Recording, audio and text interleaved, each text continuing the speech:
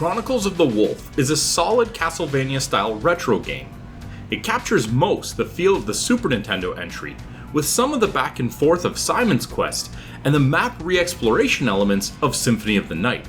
Unsurprisingly, there are two key portions of the game. First, the combat generally feels pretty fluid. Your movement and abilities provide just about everything you need in a game like this, and the more of them that you get, the better the game feels, which is a common theme with this game. Exploration abilities also make combat generally more enjoyable. It is nice when you get abilities meant for one part of the game that also make the main thrust of gameplay better as well.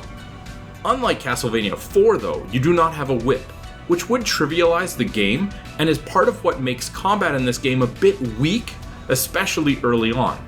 The whip is a perfect weapon for the entire game in Super Castlevania, making it solid from start to finish. In Chronicles, you feel kind of weak and lacking for choice early on when you have few weapon types, and getting a new one is such a big damage boost that you're forced to pick the upgrade even if the playstyle feels worse. Rather than a whip, you have a variety of weapons, each with drawbacks and benefits.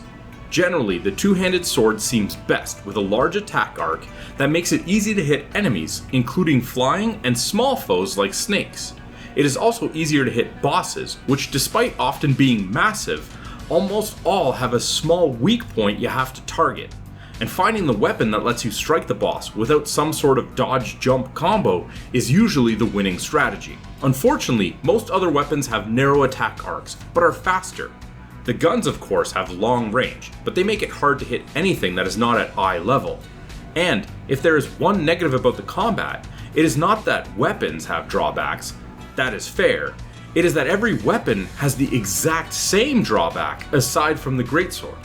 So despite the variety, it feels like you have three choices: a weapon that makes it easy to hit things, a weapon with range, or a fast weapon.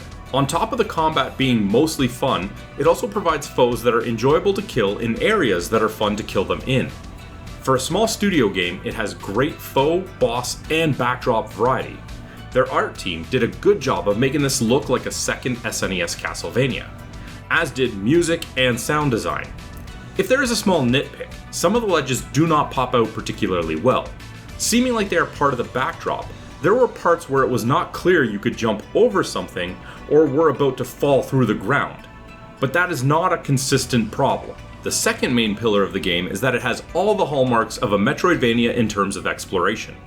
You will find areas you cannot pass, spots where you need a special ability such as double jump or the air dash, and then you will need to return to those spots later on. At times, it feels like this is too major of a part of the game. Early on, I had on foot gone from one end of the map to the other 3 or 4 times before unlocking a second teleport point. And still, after a few hours, I was often trying to remember where it was I had run into a point I could not reach. As many a time, you will go to a spot, come back later with one exploration ability, and then return even later with another one. While not an uncommon part of these sorts of games, this might be the first time it felt like stretches of the game either had you backtracking or just lost for longer than you were progressing. Much of the overland map is unlocked in the first 2 hours, so the rest of the game is spent going back and forth trying to find spots you already found that you can now get past so you can enter dungeons, until you find the major final dungeon. When you find these spots and can get into the swing of playing through a new area, the game is definitely at its best.